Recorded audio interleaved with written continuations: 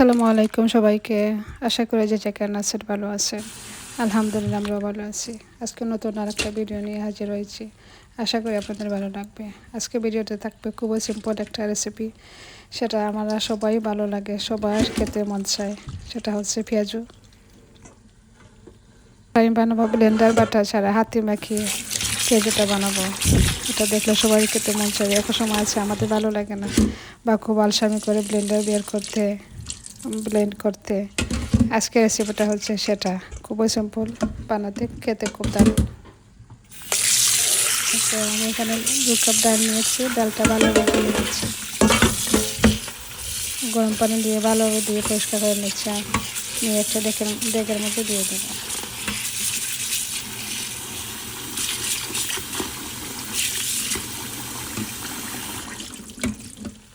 ডালটা আমার ধোয়া শেষ। এখন আমি একটা ডেকের মধ্যে দিয়ে দেবো। এই তো বসিয়ে দিলাম। একটা ডেকের মধ্যে দিয়ে আমি সামান্য একটু পানি দিয়ে দিলাম, দিয়ে সামান্য একটু লবণ দিয়ে দিলাম, দিয়ে বসিয়ে দিয়ে দেব কুকারের মধ্যে।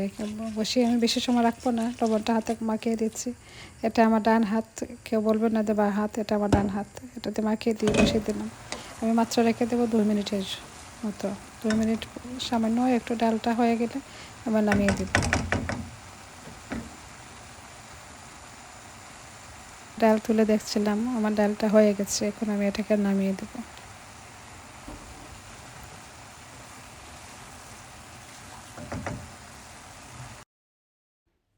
ভালোভাবে দেখছিলাম সব সাইডে ডালটা আমার এক সমান হয়ে গেছে না। আলহামদুলিল্লাহ সব কিছু ডাল আমার হয়ে গেছে। এখন আমি ডালটা নামিয়ে দেব। ডালটা আমি নিয়ে নিলাম একটা বোলের মধ্যে।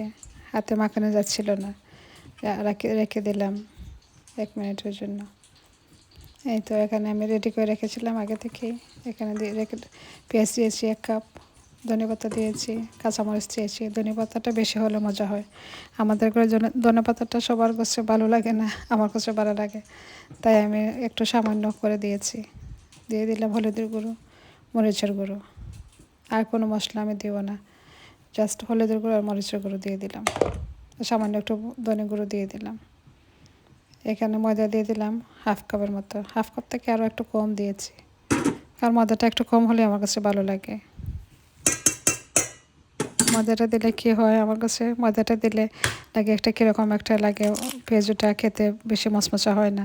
ময়দাটা একটু কম দিলে মচমচা হয়। দিয়ে দিলাম এখানে একটা ডিম, সামান্য একটু কর্নফ্লাওয়ার দিয়ে দেবো, সামান্য একটু লবণ দিয়ে দিলাম। আগে তো লবণ দিয়েছিলাম, এখন একটু কম দিয়েছি। সব কিছু দিয়ে আমি ভালোভাবে মাখিয়ে নেব।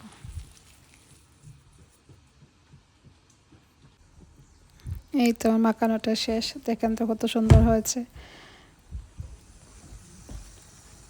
এখানে আরও কিছু ইফতারের আইটেম। এই তো এখানে ছোলা বোনা বসিয়েছি, চিকেন পোলাও বানাবো, খিচুড়ি বসিয়ে দিলাম। এই তো এখন পেঁয়াজুটাও করে নিচ্ছি। এই পেঁয়াজুটা খেতে আমার কাছে মনে হয়েছে যে আমরা দেশে যে পেঁয়াজুটা খাই, রাস্তার মধ্যে ওরা বিক্রি করে না, এই পেঁয়াজুর স্বাদ মনে হয়েছে।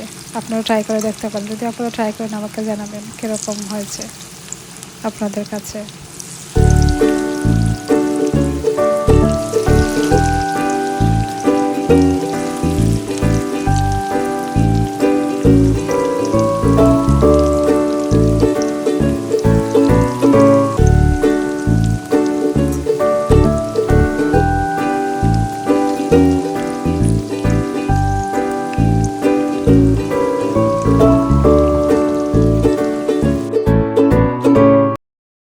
এই তো আমার এক সাইড হয়ে গেছে, আমি আর এক সাইডটা কিছু উল্টিয়ে পাল্টিয়ে দিচ্ছি। দেখেন তো কত সুন্দর হয়েছে কালারটা। হয়েছিল ভেতরটা একেবারে সফট, বাইরেটা মচমচা, খেতে তো দারুণ লেগেছে।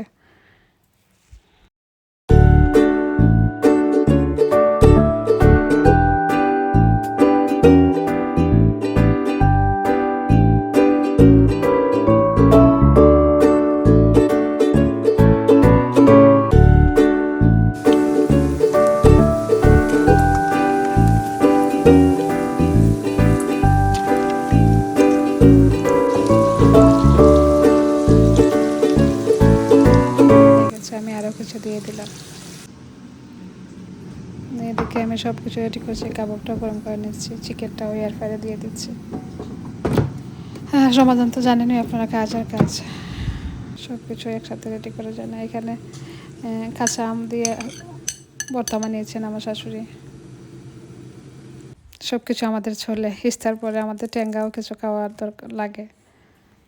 এই তো আমাদের ইফতারের টাইম, সব কিছু রেডি করে নিয়েছে তাড়াহুড়া করে। আমি টেবিলটা একটু ভিডিও করে রেখেছি কারণ সবাই আসার আগে। এখানে চিকেন পোলাও করে নিয়েছিলাম, তো আমি আমার প্লেটটা রেডি করে নিচ্ছি। আর এটা ছিল সকালবেলা, একটু হাঁটতে বের হয়েছিলাম, হাঁটতে হাঁটতে গিয়েছিলাম আমাদের বাচ্চাদের স্কুলের সামনে। এখানে আমার বাচ্চারা লেখাপড়া করেছে, প্রাইমারি স্কুল এটা ছিল। এটা বেশি দূর না আমাদের ঘর থেকে, একেবারেই দাঁড়িয়ে হেঁটে যাওয়া যায়। ভিডিওটা শেষ প্রান্তে চলে এসেছে। যদি আজকে আমার ভিডিওটা আপনাদের কাছে ভালো লাগে, প্লিজ একটা লাইক দিয়ে দেবেন, ভালো লাগলে কমেন্ট করে দেবেন। আজকের মতো এ পর্যন্ত, সবাই ভালো থাকবেন, সুস্থ থাকবেন। আল্লাহ হাফিজ, আসসালামু আলাইকুম।